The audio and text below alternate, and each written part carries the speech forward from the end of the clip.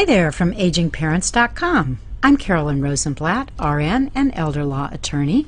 My book, The Family Guide to Aging Parents, Answers to Your Legal, Financial, and Healthcare Questions, will help you with your aging loved ones.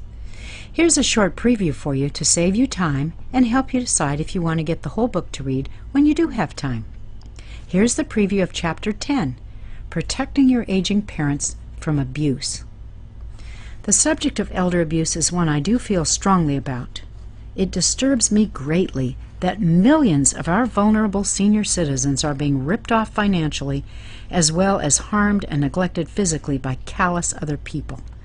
In this chapter, I'm just focusing on financial abuse. Keep in mind that there's more to the problem than I can write about in one chapter. Most younger people don't realize how huge a problem financial abuse of elders really is. The government has recorded it at $2.9 billion a year, but a more recent study found that over $36 billion a year is stolen from elders. Oh my! Millions of people like your grandmother or elderly uncle or your own aging parent are being taken advantage of by predators every day. We all need to be aware. We need to watch for warning signs and do all we can to stop this terrible crime. In this chapter, I give you some real-life cases as examples of how this happens.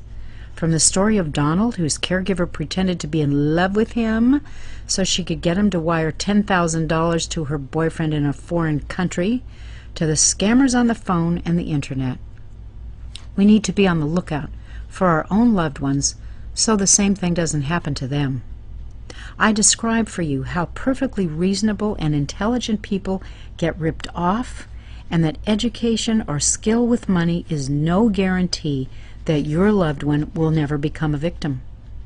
I discuss how diminished capacity for making financial decisions often leads to financial abuse. Look, impaired people just do not have the judgment to make good money decisions, even though they may think they're just fine. I describe how people get taken advantage of by clever thieves who know exactly how to convince someone to hand over money. I share other case studies with you in this chapter and explain what happened and why a person who probably should have known better got ripped off with false promises. Now, there are things you can do to protect your loved ones from abuse. I go into detail about how to have the necessary money conversations with your elders, how to get the legal paperwork in order before they become impaired and therefore become easy targets.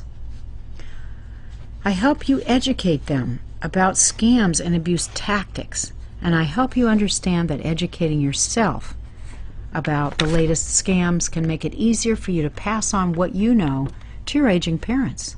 And I help you find out just where to go for reliable information about elder abuse. It's really important for every adult child to understand that aging can take its toll and can damage a person's ability to handle money. Caring family members need to be ready to step up and help.